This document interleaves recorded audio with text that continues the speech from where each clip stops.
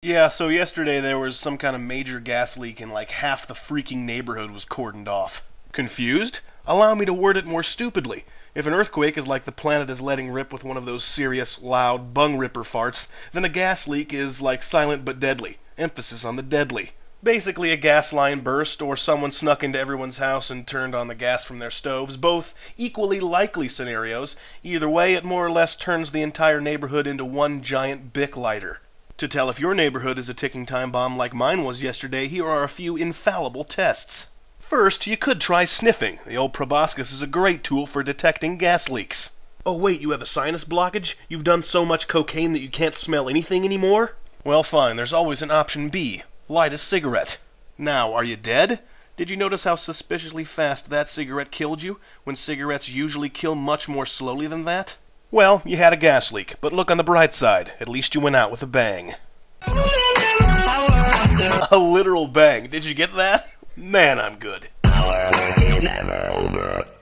Good afternoon, butt kickers. It's August. No, it is not. Why do I always say August? Good afternoon, butt kickers. It's October 15, the 288th day of 2011, which means it's game day.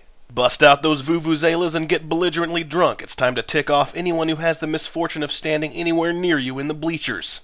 Make sure to spill food on the people in front of you. The stainier the food, the better. My personal favorite is that horrifying iridescent goo they call nacho cheese. It's viscous and easy to spread, dries up and hardens nicely, and stinks to high heaven in a very unique way. Make sure to sit with your legs as ajar as possible, and bounce those legs in a feigned nervous tick that's sure to make your adjacent bleacher mates run for the cheap seats. For bonus points, yell sanctimoniously about how, for example, if you were the defensive coordinator, this crap wouldn't be happening. After all, you know a lot more about football than they do. And to get the proverbial goats of the people behind you, sit down and stand up erratically. You see, most spectators stand up for the really exciting parts and sit down for the duller bits. You, on the other hand, need to be like a jack-in-the-box on speed, just hopping up and down for no apparent reason whatsoever.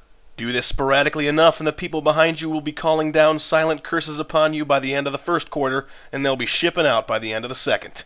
Combine this with aforementioned belligerence and high decibel output, and the next thing you know, you're a veritable epicenter of hatred. By now you're probably thinking, Griff, what's the point of this nonsense? Why should I aspire to annoy those around me at sporting events? In short, what's your end game?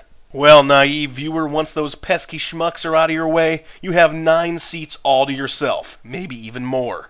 With all this newfound real estate, you could bring a bedroll and enjoy the game while supine. You could construct a minibar or a personal lavatory.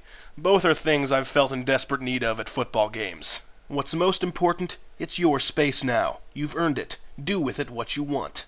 Until tomorrow, I'm Griff, and I'm still talking. Go Illini.